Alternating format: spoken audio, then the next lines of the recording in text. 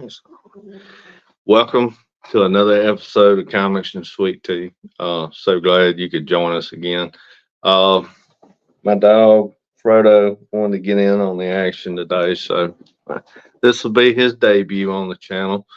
I'm sure he'll show up again because he loves attention. He has got to be the center of attention. So anyway, um, hey guys, subscribe to the channel if you haven't already. Be sure and share it. Tell folks about it. We're trying to grow this thing out. Uh, we've been getting some really awesome creators, and just thankful for all the guys' time coming on, talking about their projects, and I'm loving the opportunity to be able to give these guys some kind of platform, to help get their stuff, get more eyes on their stuff.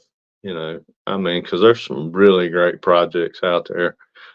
Be sure and hit that like, little thumbs up down there, leave a comment, let us know what you think about the show. Let us know if you want to reach out to excuse me, my dog. If you want to reach out and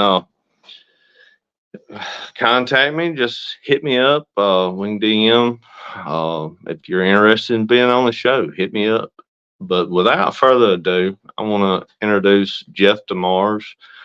He's got an awesome Kickstarter coming up, Tales of the Mariner. I've been watching this project for just a little bit. Uh, Jeff's going to tell us all about it. So without further ado, let me. I know you guys are tired of hearing me ramble on, so let me get Jeff in here and he can tell us all about Hey it. Jay. Jeff, hey Hey. buddy, so awesome to have you on here today. Man, let's jump right into it. Tell us about Tales Yeah. of the Mariner. Let's just dive off in head first, man. Yeah. Tales of the Mariner is a long time coming. It's been kind of stalled out mostly on my part for about better part of 10 years. So being able to get it, get it over the finish line this last year has been really, really exciting for us. Tales of the Mariner itself is loosely based on an old kind of public domain poem called Rime of the Ancient Mariner. Some people are familiar, some aren't. But essentially, the whole plot is a mariner of a ship kills an albatross, curses his crew and himself, and he has to wander the earth telling his story to people. And we just kind of took with that and kept going. Like, what if he kept walking? What if he had to walk forever? What if he could tell stories from his future, his past? So we kind of built a concept that allows us to kind of go into any genre we want. Every issue will be standalone. Every issue will be a kind of a story within a story, him finding somebody who needs to hear a tale, telling that tale, and then kind of having a cautionary, I don't know, like guidance at the end, some sort of lesson to be learned for the recipient. So the concept was created by one of the other Albatross Entertainment folks, Chris Gronke, who also drew the cover. And then myself, I wrote it, did the inking, lettering, and kind of final production, and then Nolan Nesbitt did pencils on this issue. So the other guys don't ever get on socials, so you won't ever see them around. But I always try to plug them as best I can in my stuff. I got you. Yeah. They threw it all in your lap. I got you. Yeah, we're kind of all old curmudgeons. So I'll be the one who shows up on the internet. Yeah. I got you. Well, I know all about being an old curmudgeon. So, so tell me this. I mean, what kind of set you on the path on this project? You said it's been almost 10 years. What kind of set this off? What got the ball rolling on this? Well, initially we were pretty gung ho back in our 20s. I'm now 41, so it's been like 15 years since we were really into it. Nolan, the penciler, me and him, this is technically our third comic we've finished. So back in college when we met, we were a little bit more gung ho. We did a Maverick and Bullseye kind of fan comic, and that was fun. And then we got done. We're like, well, we can't do anything with this, so maybe we should do something where we can actually go and sell it. So we did a one shot.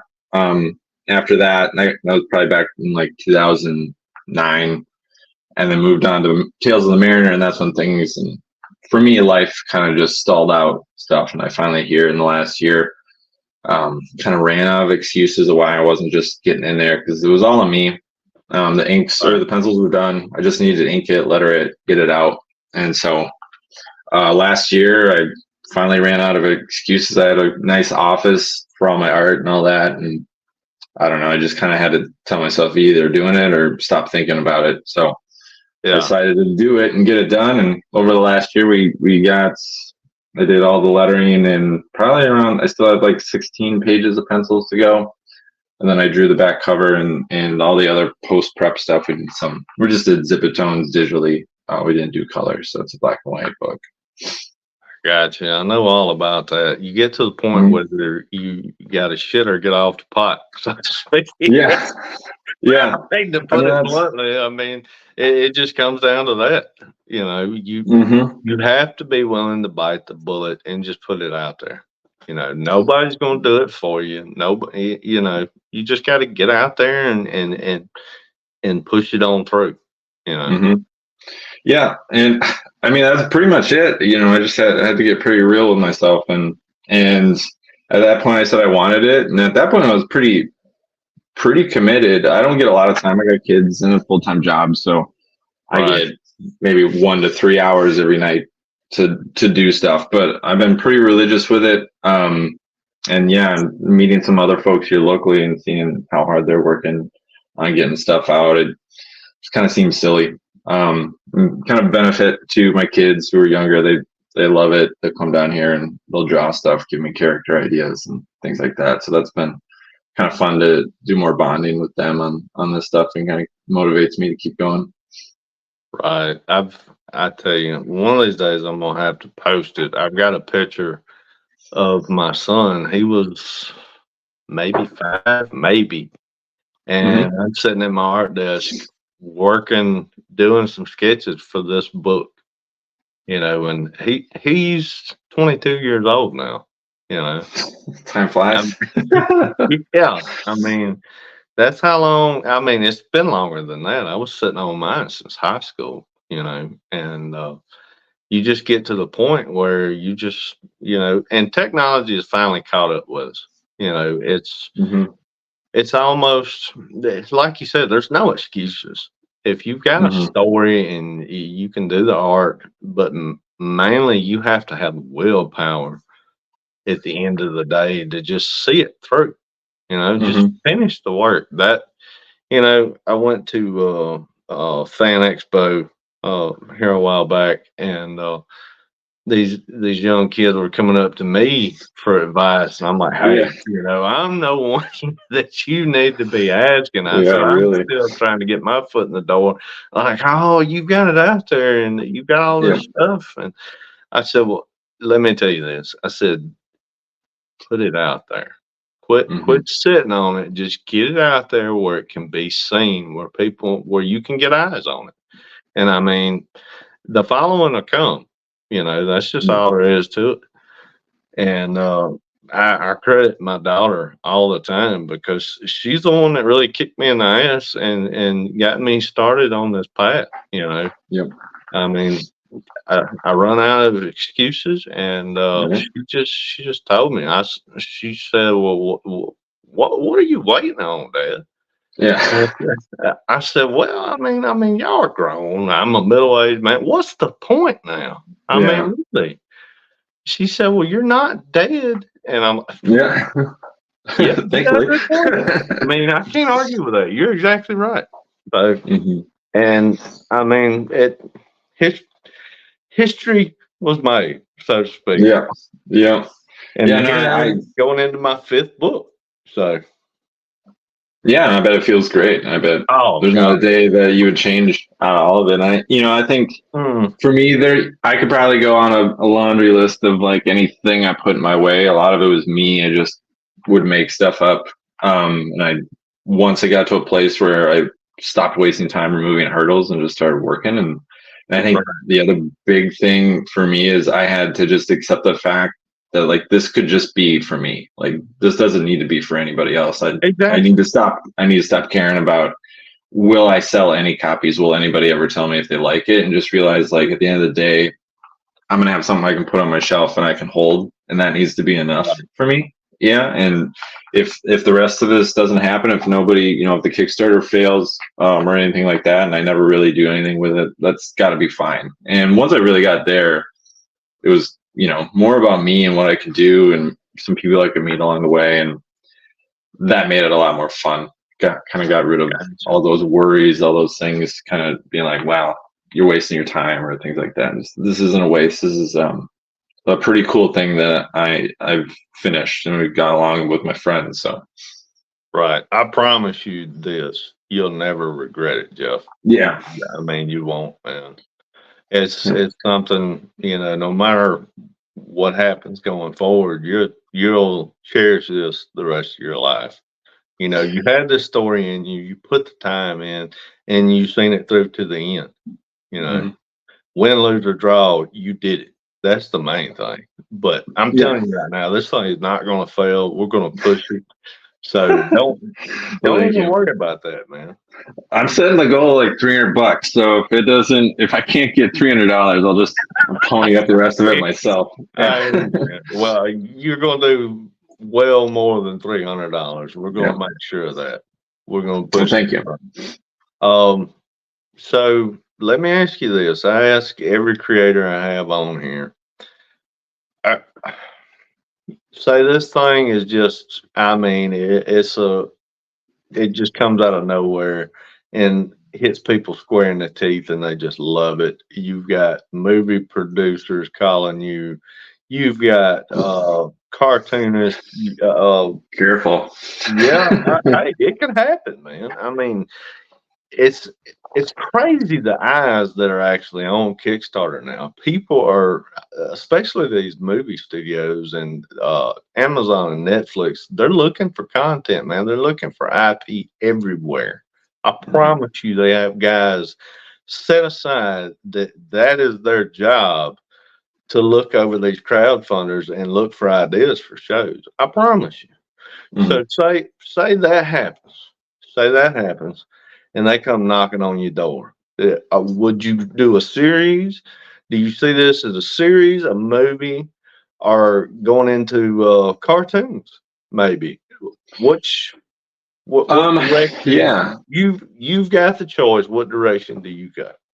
It would probably have to be a TV series. I mean, the whole concept is a story within a story, so Right. that kind of lends itself to That more of an serial nature. episodic, an episodic sort of thing. And I mean, cartoon maybe, but everything we've written has been pretty dark. Like there's My Tale is pretty much the movie Dogma without the jokes, so it's a lot of kind of heavy religious type themes. We also wrote a Werewolf Island Viking series, so there's a lot of like more darker themes that stuff. So, but not to say that cartoons can't be dark. The old Spawn series was a great example of that. But Invincible. yeah, probably Invincible too. Yeah, but I would say more of a that'd be more like an HBO type series. Yeah, it would fit well for that probably. Hell yeah, HBO. That's the gold standard, man. I mean, pie in the sky in it. Yeah, exactly. If you're going to dream big. Shoot, yeah. They definitely have set the gold standard for television, and they've done it for years consistently. Yeah. We I haven't watched Sopranos yet, and everyone keeps telling me I'm pretty dumb for it. But we're talking about starting it now. I hear it ages well. It does, man. That's probably in my top 3 series of all time. Oh, really? Yeah. I mean, it's that good. I'll be that guy who wants to talk about it now. Yeah. Everybody talks about it, though. I mean, still to this day, that shows how that speaks to how timeless this show really is and how well it has aged. I mean, they just did a prequel movie not too long ago. I can't remember the name of it, but James Gandolfini's son actually played the younger version of himself in the movie, and I've heard nothing but good things about it. It just kind of it starts out with young Tony. Yeah, I know the character Mhm. that played Tony Soprano. Yeah. He starts out as young Tony, and yeah, it kind of leads us down the path and shows us how he became what he was in The Sopranos. You know, Yeah. Yeah. I think I saw good, the trailer for that, and I heard it was good pretty good. companion piece to the series. Yeah. I Well. really wish they would have done a follow up movie before James Gandolfini passed. You know, that's what I really wish. So, I mean, now all they got, the only path they can take is prequels. So, Yeah. Yeah. He that was kind of out of nowhere. You know. yeah, I mean, yeah, the guy wasn't a picture of perfect health, but I mean, still, I mean, he was an incredible actor. I mean, Mhm. just incredible, and that show really kind of introduced the world to him. I mean, he Mhm. done little small bit parts here and there, but oh my God, dude, that He did a movie with Tom Hardy. I don't know if you saw it, called The Drop. And yeah, yeah, that it's kind of in that vein of Sopranos, kind of street level type crime, and it's very, very good. It's also a really good book. You know. and he had a kind of out of type part in The Mexican with Brad Pitts and Julia Roberts. Oh yeah, yeah. Yeah, he played wasn't Throwback. it a hitman? He kidnapped her or something like that. Yeah. Yeah. I mean, I haven't seen it since that movie came out. That's been. I don't even want to know. I get sick of looking at dates, make me feel old. Yeah. I tell you what I love. You get on Facebook or something, they say this song is you remember this song? It's 30 years old today, blah blah blah blah blah. And Hmm. you remember this being one of your jams, back in high school. What hurts is the oldies station here. Growing up, they play the Beatles and the Monkees, and now you pop it Right. on. And I kid you not, I heard Nirvana on it, and I almost like lost it. I was like, Yeah. no way, this is the oldies station that we're cleaning Yeah. in here. It's like, Yeah, it's classic rock now, man. That's yeah, classic rock. It's hard to believe, but it is. you It's yep. give Time me a it it it doesn't wait on us, no, So, no. and saying that, go out with no regrets. Make sure because time waits for no man.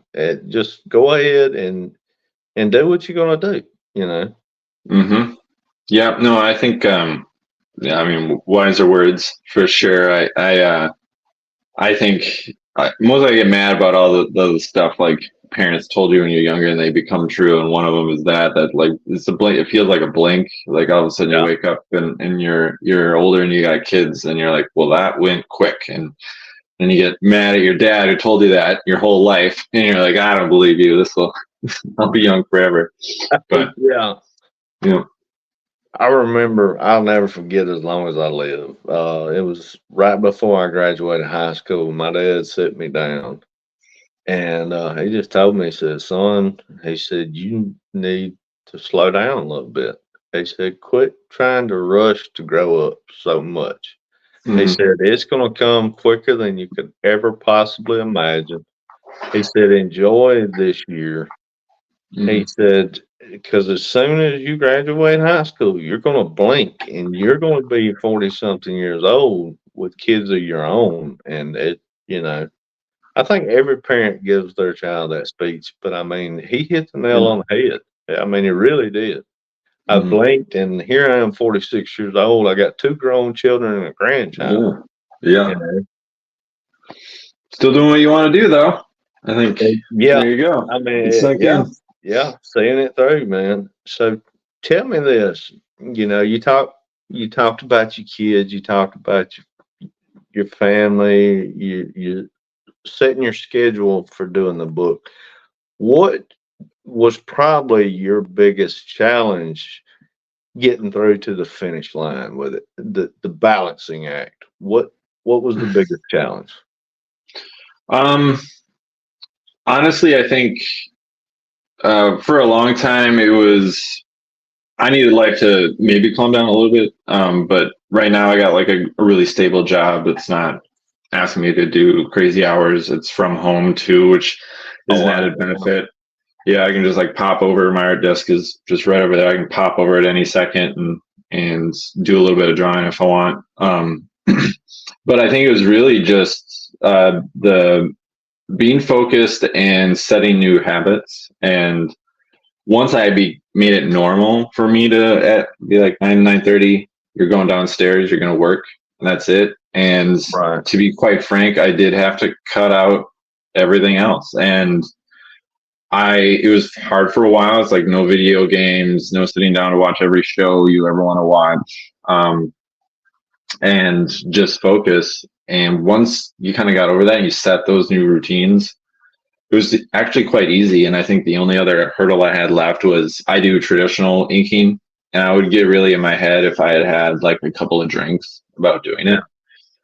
So I finally was like, fine, I'll quit drinking then. So I quit drinking altogether, and Wow. not that it was really a problem, but it was a hurdle I was putting in front of myself. So that was kind of the last little linchpin that for me to get it through. And then after that, it was 2, 3, 4 hours a night. I would work till like midnight and get up and do work. And I would gladly do all that again. And I've stuck with it now with like prepping for the next thing I'm doing since Mariner issue is done, and we're kind of at a staging period if we're going to do more. So I got you. So as a creator, I know personally from my own experiences, you always got that one project on the back burner that you're kind of sitting on.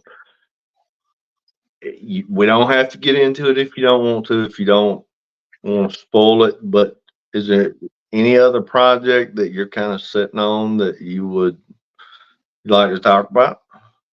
oh yeah, well, Tales of the Mariner was kind of that thing. It Right, was sitting right. there, and I was trying to get it across. So it's been kind of weird. We have like 8 issues of it done, Oh, wow. and I have kind of like not like done but written. And I kind of had a conversation with Nolan who drew it, and the other guy who created it, Chris, and I think we're at a point where I would love to do another one, but I don't think I can do all of it that I did on this one. I would want someone else to write it. I kind of want to share some of the love of success and support some of them if they really want to get into it. And I think they're waiting to see if like there is some demand to really get into it. So I've been focusing my time then on my own kind of next book, and I didn't have a next book, so I've been coming up with a new one from scratch. And it's Oh, called wow. Finding Kismet as of right now. I have some posts up, trying to hit a more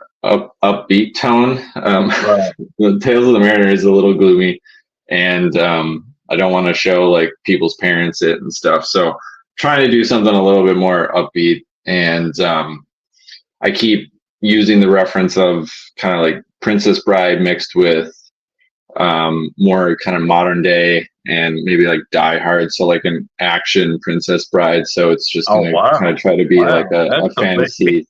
yeah. Yeah, yeah, just kind of like a fantasy love story, and see where I can get with it. So it's been turning. It's been creating a new product. It's starting to take a life of its own, which I've been waiting for. And for a while there, it's just been me kind of noodling away at character designs. But we're finally getting into writing. I don't think I'll be able to produce a full issue this year, but it would be awesome if I could have like an ash can for issue 1 done by the end of the year.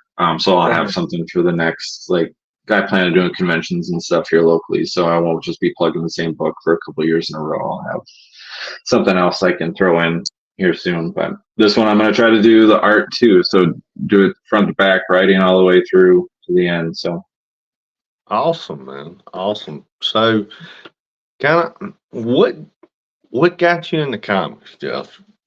I've told my uh, story 100 times on this show, and I like to always ask that question because mhm, everybody has their own unique way that was their gateway to comics. You know, mhm. Yeah, I mean, for me, I got into them when I was a kid. I'm an '80s kid, so Ninja Turtles and stuff like that. I had a lot of those old comics, a lot of old X-Men, things like that. And I'm from the country here in Minnesota, so wasn't a lot of kids into that stuff. So I kind of lost it maybe in elementary school, going into middle school, 5th, 6th grade. got more into hunting or sports or whatever else Right. everybody else is into.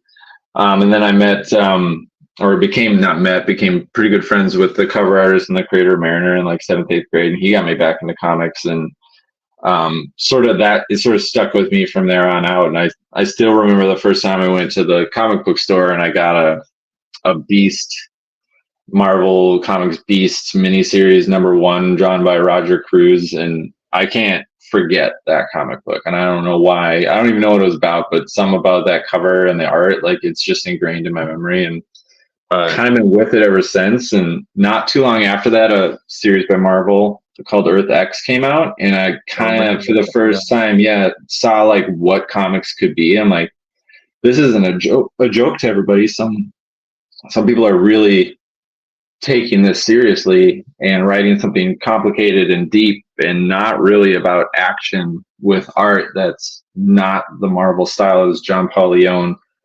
And I think from there it was just kind of like a door opened of like, this could be whatever you want it to be. It doesn't need to be just superheroes. And I've never been able to write myself personally anything like superheroes. It's always been kind of more any type of other tale you can think of other than that. Like, so I think some of those early kind of Marvel stuff, and then around that time, Max was like a big deal, and Vertigo was always around. So then I started going deep into kind of the more odder side of comics, and I've just really never left. And then it's been cool though. I haven't read much in the last 10 years either. It's been cool to catch up. Like, I just essentially just Googled the top 10 list of like indie comics for random years, and then go and read a bunch of that stuff. And I missed a ton. And so it's been really fun kind of the last year and a half to reacquaint myself, especially while I'm getting back in the creative process, like more consistently. To really see like what people have been up to, and how far they've been able to push comics as a medium. So Let me ask you this. You talk about that. I tell you, the early 90s was such a game changer. You had Sandman hit the scene, had Vertigo, the Vertigo imprint from DC, the formation of Image Comics. I think all that kind of paved the way and put the idea in my head, just like you were talking.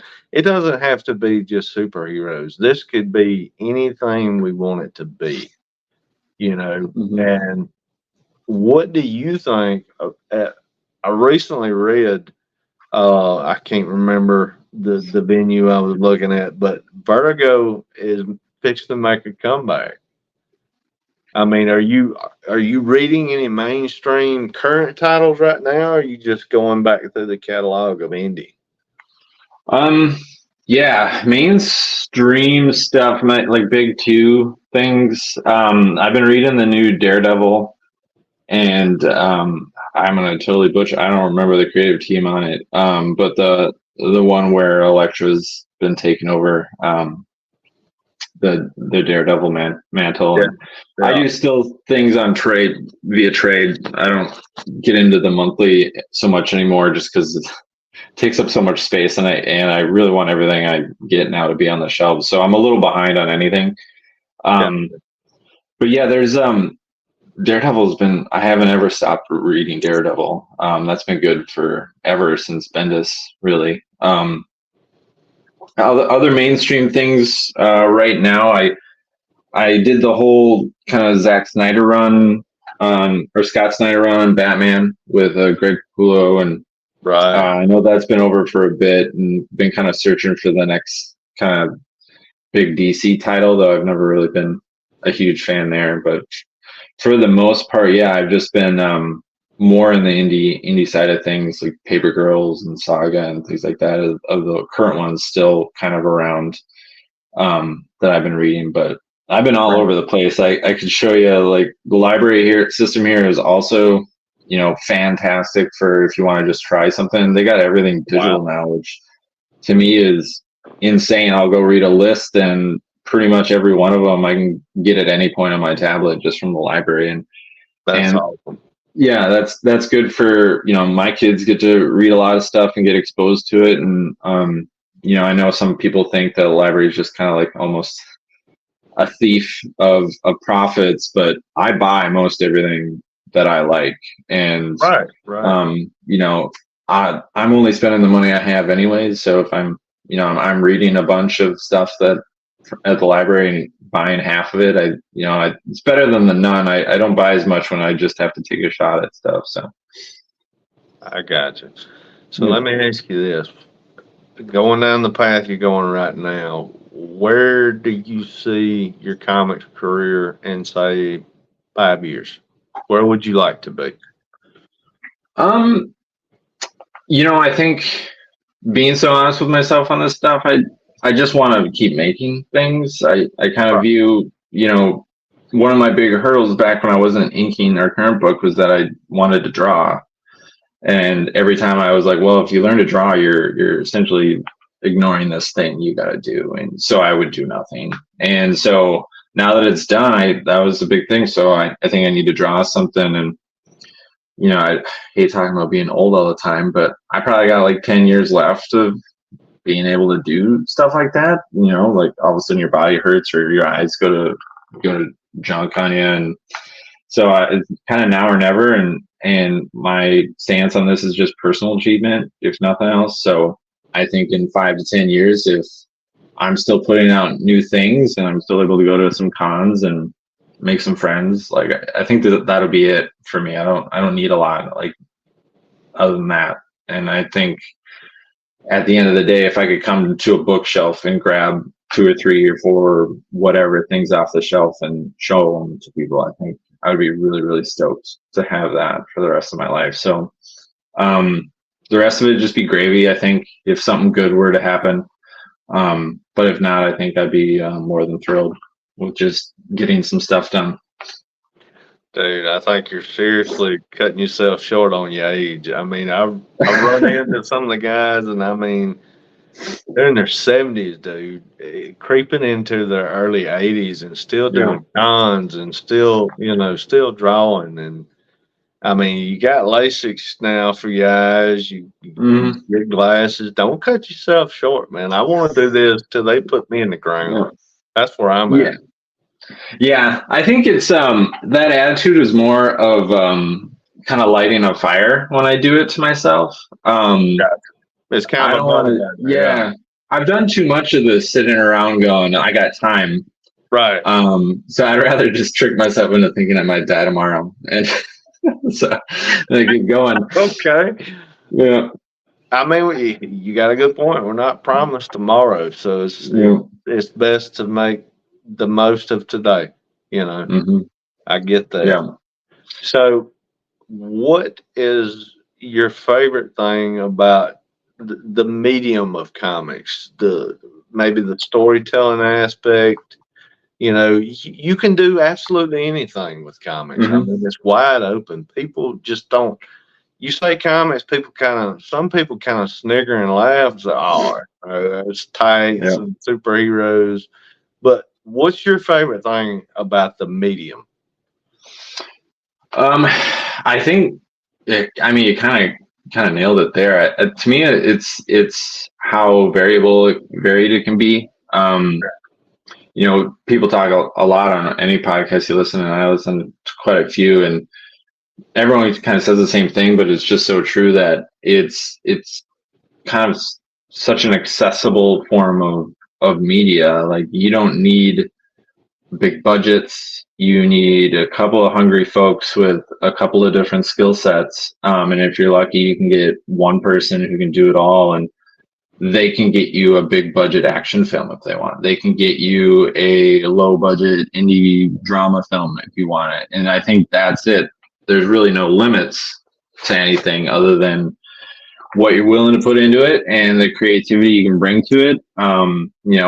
When I was younger, I would say comic books weren't meant for drama. Like they weren't meant for that. I would say that when I was younger, and I couldn't have been more wrong. The way I viewed comics, even as somebody who loved them, was limited. And the last 20 years or further, like Sandman, I think for me is a lot more of a drama than anything else. And and it's perfect in it. And I think Right. that's it. If you want to do a type of story, and if it hasn't been done before, which is getting harder and harder, you can find a way. You can find a way to draw a page to show the emotion you're going for. Or I don't know if you've heard the creator Jesse, I think Longerin. I always butcher it. He's done some work for Image, but he does grid system pages. And I don't know, every page he starts has like some like 20 panels on it in a little grid system. And then he builds the page around it, will combine some together and move them all Right. around. And his storytelling is chaotic and beautiful. And because of how he does it, he barely uses words most of the time when he writes his own stuff, because the pages are so complex that you spend a lot of time just diving into how it's built and how it looks and all that stuff. I think is just kind of amazing to you. And then as a creator, just it's a fun thing to get pushed on all the time, to pick up something new and be like, I didn't think about doing comics that way. And it's a really just surprising medium, and with such a low barrier to entry, it's kind of just beautiful in its own way for that. Right. What do you use to kind of get you in the zone, man? To get you in get the creative juices flowing? So I mean, it depends on what we're doing. If it's just art, like I tend to just not let myself get away from it, if that makes sense. Yeah, perfect. I dedicate parts of like the day to pulling out like a comic and looking through it, or researching something that I have like a little running list of like, I want to try to figure out how someone inked a page, and I'll like tag that page, and then I'll set time aside. I have just like a list of things I need to research. I'll do that on like a break from work. So I try to like not get out of the headspace as much as I can, so it's easy to just hop back in at night when things free up and the kids are in bed, and I've hung out with my wife for a while. So I think it's weird to watch, because I think my wife notices it more than me, that like I'm always kind of like comics of like adjacent at any moment. There's always like a comic kind of next to me, and I'll just like pick it up and fiddle through it, whatever one I'm reading with. And so for me, I think it's almost kind of like I just try to keep my head in the game and not take a lot of time off. It was hard after Christmas, and I kind of noticed it, that things got so crazy. I didn't really stick to any routine, and didn't have my sketchbook with me, so I wasn't doing any of those things as much. And that first kind of week of 2024 was, had to really push myself to get back on it. And it wasn't hard, but kind of see the value of keeping myself active creatively kind of all the time. Right. Stay, like you said, just staying in that headspace, staying locked in.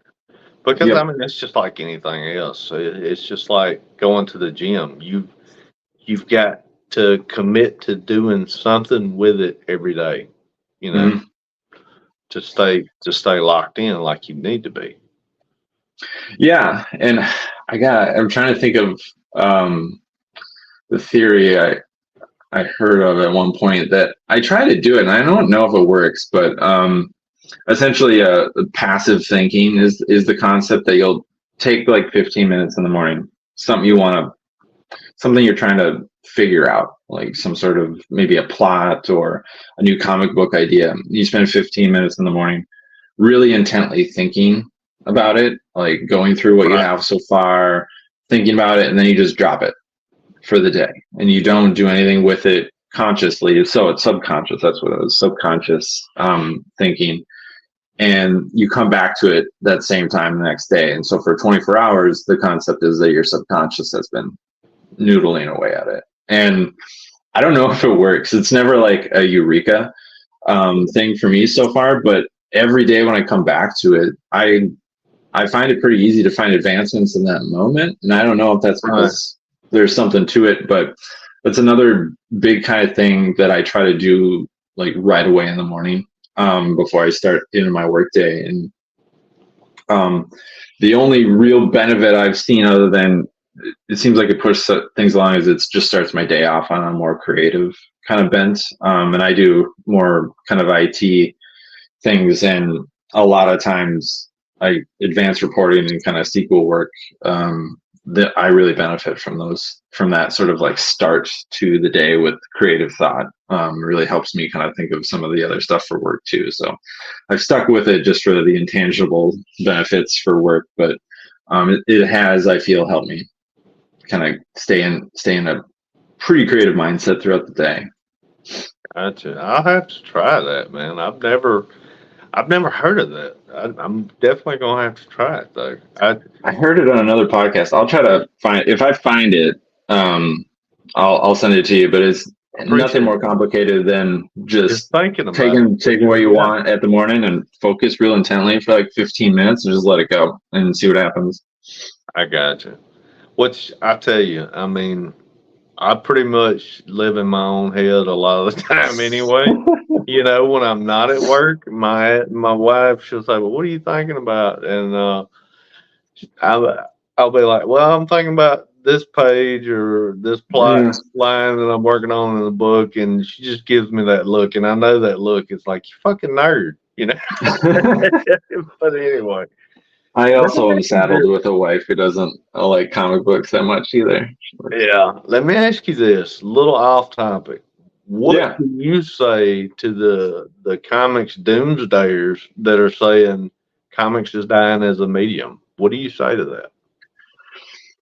I mean, comics as like I knew it as a kid, probably. Like the concept of like going to the drugstore and picking up a comic book off Right. the shelf. Like, yeah, I think that stuff's maybe dying. Um, when people tell me that, like you're making comics, I'm like, well, I don't have any illusions that I'm gonna make any money in this. So in a weird way, it's already a struggle for a lot of people. Right. People still do it because they love it. And to me, I think I sit here and I go, well, I'm going to do nothing but spend money on this and devote all of my free time to it. And I'm still doing it. So to me, it's hard to tell me that an industry full of people like that at its base, where the big two are getting all their talent from, they're pulling Jeff Lemire's from this space. Exactly. It's hard to say an industry like that's going to die when you got people like breaking themselves to get out their stories with no real monetary thing behind it. It's just the love of the craft. So um there's no reason why it won't always exist in my case, in my thought, in some form or another. Will it be a big two juggernaut? Will Marvel and DC be able to pay people like they have or be as big as they have? Maybe not. But will the indie comic scene always be kind of what it is now? I have some faith in it. I mean, it's Right. surviving the current landscape. Um, but yeah, I don't know if it'll be a career the way it used to.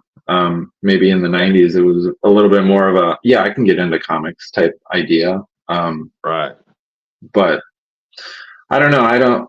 I think people always make it, there's sports that don't die that I think should go away. So I don't know why That's funny. the comic books won't stick around. Yeah, people, when I get in these conversations, that's why I like to ask that question sometimes, just Yeah. see where people are at in the headspace. But, whenever somebody hits me up like that with that particular question, I say, look, guys, it's simple. I mean, cavemen were doing comics on cave walls, and we're still doing them. Yeah. They've been with us since the beginning of time. They're not, visual storytelling is not going anywhere. Like you Hmm. said, it might morph into something else. I mean, the model that we're Yeah. used to, that we come up with as kids, yeah, that's kind of shifted. You've seen a big shift just in the last 5 years, with Hmm. Kickstarter and some, or maybe even closer to 10, but especially I've noticed it in the last 5 years. Yeah. And the pandemic, I hate to even bring it up, but the pandemic kind of kind of kicked off a indie renaissance. Hmm. I mean, you had Kickstarter, crowdfunder, Indiegogo, you name it. flooded with books. I mean, yeah, there were people that got their book out there and said, "Okay, I'm good. I'm satisfied. I did my Yeah. thing." But you've had so many more that have stuck with it, that really had a story to tell, a long form story, and have stayed, Hmm. and just like you said, have that passion. They're not going anywhere. Hmm. You can see it in their eyes that they're going to see this thing to the end, you know, whether it be with the big two or whether they just continue to publish independently. Yeah. And I mean, Kickstarter and all those other groups allow us to do that. So there it is. Yeah. I don't think it's Yeah. going anywhere either. It's just, I see a shift. That's what I see. Hmm. Yeah. I mean, in terms of like storytelling, I think either it's up there with like a book, like Right. things you can do without a lot of money, without a lot of people.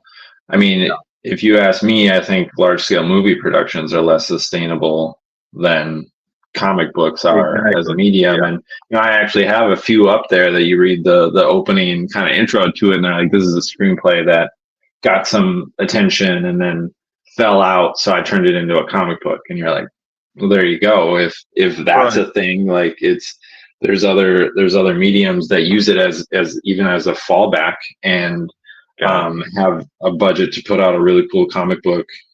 They'll keep doing that. People will keep reading it, and that might be a venue to really kind of spark other mediums too. So I yeah, I got a lot of faith that it'll keep going, but the sphere that we're operating in, I don't really get scared at all because Right. again, if people have healthy drive, and they're like maybe like me, they're just want to have something that they can hold that they say they did, like they're going to see it through and get it out there. And they get lucky and they meet enough people like you that want to put their face on stuff and plug it. I mean, I think people will keep getting found, people will keep doing stuff, and then you'll see those Netflix series like Sweet Tooth and things like that. Right. Exactly. And I tell Hmm. you, that was phenomenal. Uh, Sandman. Oh my God, dude! I'm still Yep. blown away by that series. What they were. I never thought I would see that. I mean, I really didn't. It was just amazing how Yeah. close that Neil Gaiman actually come on board and was the Hmm. showrunner. I never thought I would see that. You Tell know, me, I got a question for you. So, big Sandman comic fan, right? not You? huge. I just No, not you. I love the story. I mean, I Okay. love what he brought to comics. I mean, Hmm. Gaiman, he's done American Gods. I'm a Gaiman fan, not Yeah. necessarily a Sandman, but I like Neil Gaiman. I love what Hmm. he's done in the space. He's been Okay. a game changer. So maybe this question isn't so much for you, but I remember when the series was coming out, everyone just kind of freaking out about the changes, and Yeah. I don't know. Tell me, do you get like real bent out of shape about stuff that switches to a new genre not being identical, or do you roll with the No, punches? man. Honestly, because I mean, stuff ages. I Hmm. mean, as long as how can I put this? As long as the spirit of the original story is there, I feel like you can change other things to fit modern times, because Hmm. I mean, we're looking at 30 plus years since that series dropped, Yeah. so yeah, it was a little dated. So there needed to be some changes made to kind of get it up to speed and make it accessible to this younger generation. You know, Hmm. I mean, we grew up with it. They had no clue what it was. You know, Yeah. Okay. Yeah, I don't either, but to me, I think that's always kind of the thing that frustrates me about trying to get into something like that, because I was excited it was coming out, and then leading up to it, if you spend too much time on the internet, you just hear a bunch of people like oh yeah, ragging on it before you it's don't, even showed up, and I let that get to me a little bit too much on that one, and then I watched it. I'm like, this is Sandman. I mean, the people might yeah, not look the way you the wanted them to core look, was there. but Yeah, through and through.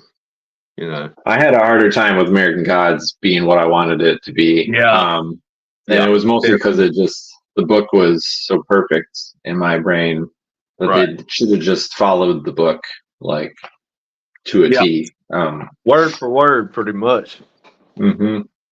You know, I mean, yeah, you could have tweaked a few things to as what always happens when you adapt from book to film, to make it mm-hmm. more whatever the word Yeah. is. But you know what I'm saying.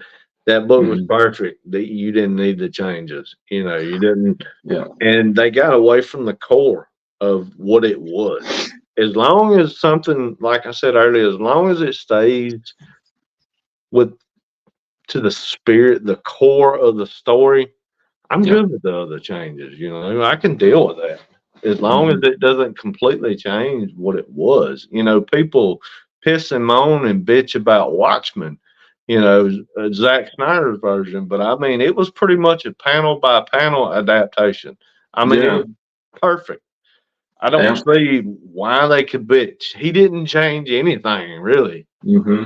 I mean, it was a perfect adaptation. That was, yeah, and that's my argument is like, okay, well, when you get really faithful adaptions, people will, probably not the same people, but Right. someone else will be chopping it down too. So I'm to a point now where I get excited to just see properties that I love get into a new way that I can consume them. Right.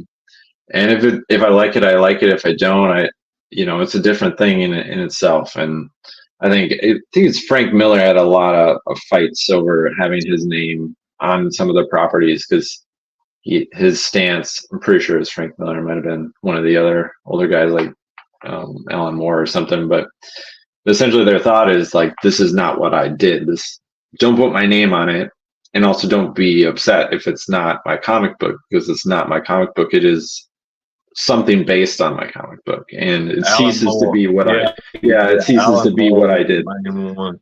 Yeah. Yeah.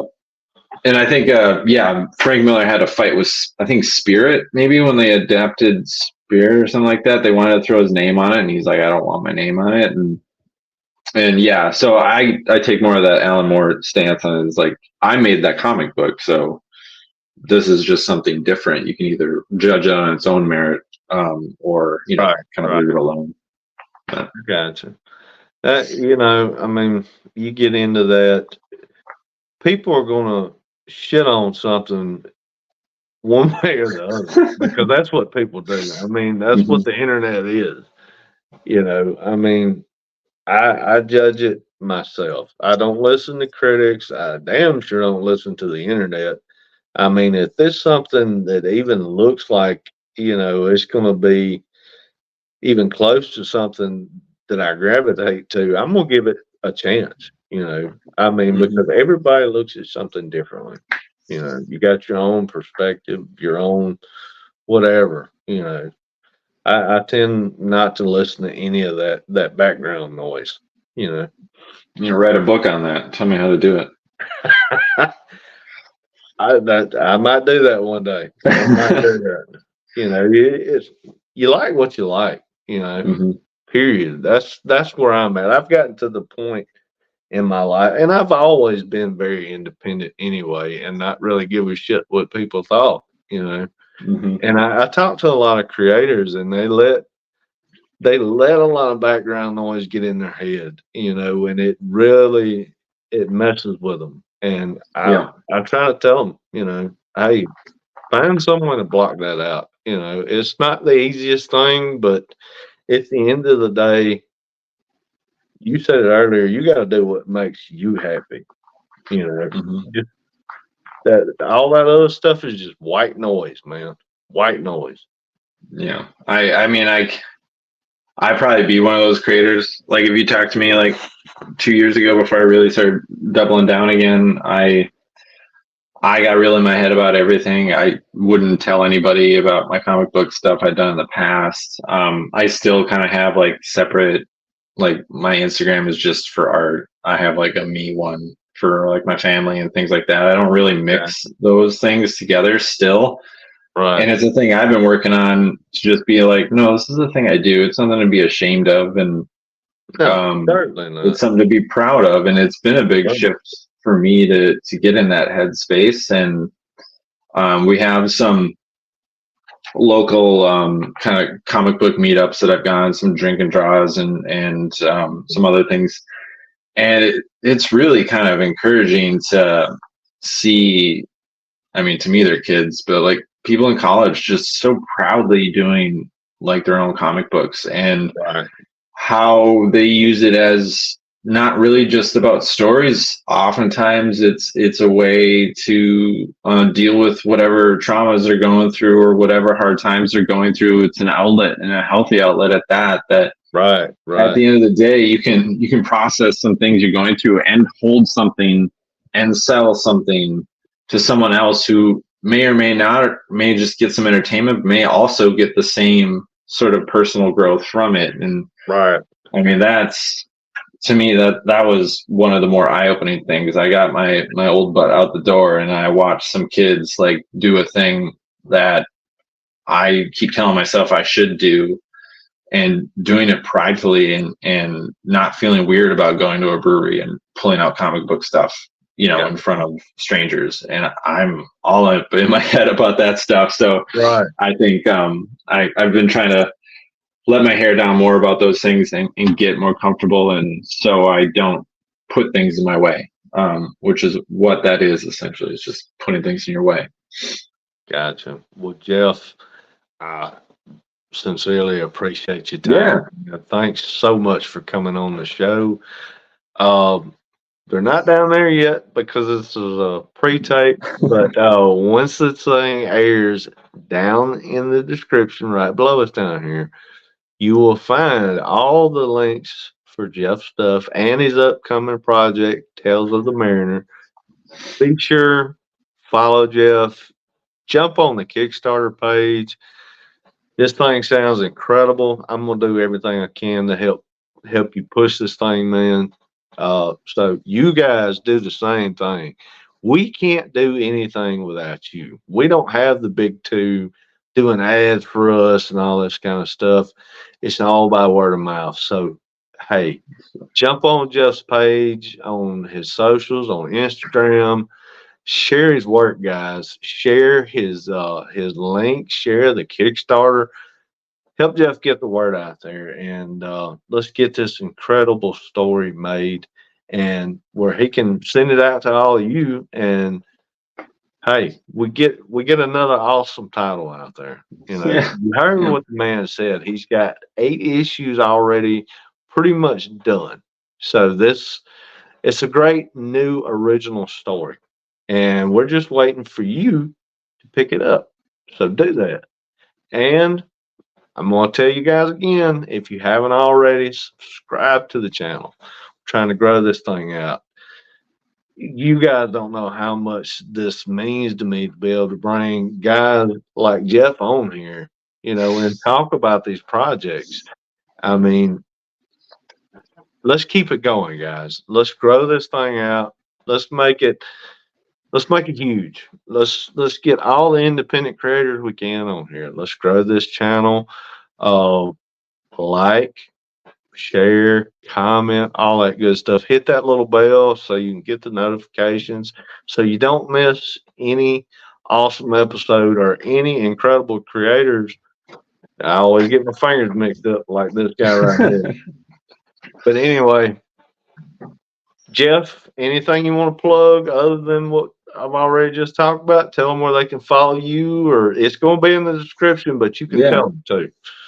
Yeah, mostly I'm on Instagram with updates for what I'm working on, at Jettings. And yeah, hopefully February 15th we'll have the Mariner first issue of the series come out, and if we do great, I probably can talk people into drawing another one, or I can draw one of my own. So yeah, There you go. hopefully we can pull it up. Thank you. Hey, back the Mariner. Tales of the Mariner. Be sure and back it, guys. I will have the link right down here. Like I said, jump on that right now. I made it easy. One click takes you straight to it. But anyway, once again, Jeff, Thanks so much. Everybody else, thank you. You guys have a blessed day, and that's the show. We'll see you next time. Thank you.